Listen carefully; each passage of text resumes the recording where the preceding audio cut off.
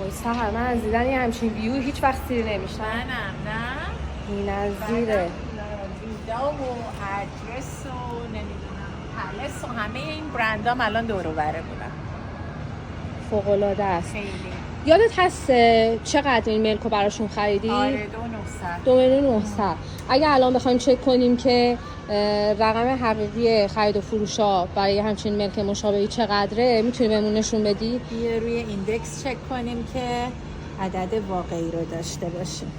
خب ببینیم توی این پارکویل. چند وقت اخیر یه واحد سه‌خوابه توی پارکویل چقدر فروخته شده.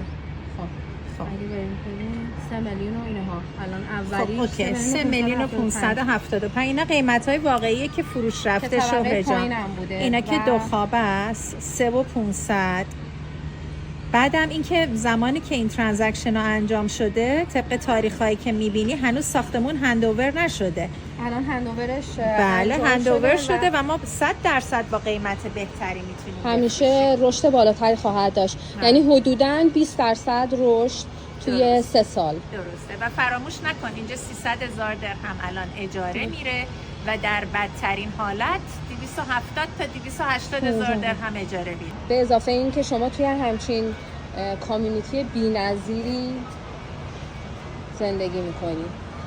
شاپینگ مال دبی هیلز، بیمارستان کینگز اونوره و می‌بینید تمام مدارس خوب دبی تو این منطقه هستن. گولف کورسی که داره از آپارتمان، تاون هاوس و ویلاهای لاکچری، یعنی هر لولی از مردم میتونن اینجا خیلی راحت زندگی کنن و مرکزیتی که داره به همه بزرگراه‌های مهم دبی.